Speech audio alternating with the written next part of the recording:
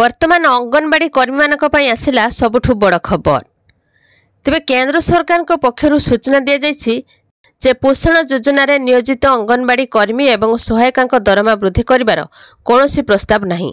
मंत्री कहिसंती जे अंगनवाड़ी कर्मी माने सम्मानजनक कर्मी जो माने स्वेच्छाकृत भाव में सेमानकर स्थानीय संप्रदायर शिशुर जत्न एवं विकास पई सेमानकर सेवा प्रदान करती।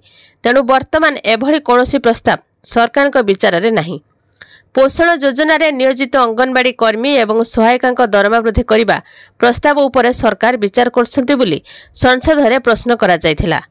उत्तर रे मंत्री श्रीमती ठाकुर एने सूचना दैछंती। अंगनवाड़ी कर्मी एवं सहायिका को सम्मानजनक दरमा प्रदान करा जाउछि। यह शेष थर पई 1 अक्टोबर 2018 रे संशोधित होइथिला।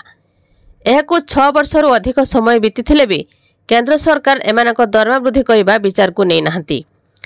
हेले अंगनवाड़ी कर्मी एवं सहायिका सम्मानजनक राशि वृद्धि कथा चिंता करने कर्मी मानक मध्य असंतोष सृष्टि करिछि।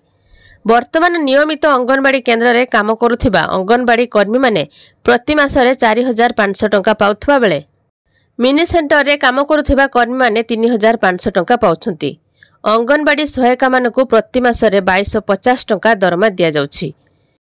या सहित अंगनवाड़ी कर्मी मानकु कार्यदक्षता आधारित 500 टंका एवं अंगनवाड़ी सहायिका मानकु 250 टंका प्रोत्साहन राशि प्रदान करा जाउछि। तेबे बढ़िबो नाही अंगनवाड़ी कर्मचारींकर दरमा। एने केंद्र सरकार को पक्षरु सूचना दिया जायछि। तो या थिला अंगनवाड़ी कर्मी मानक पई गोटे छोट इन्फॉर्मेशन।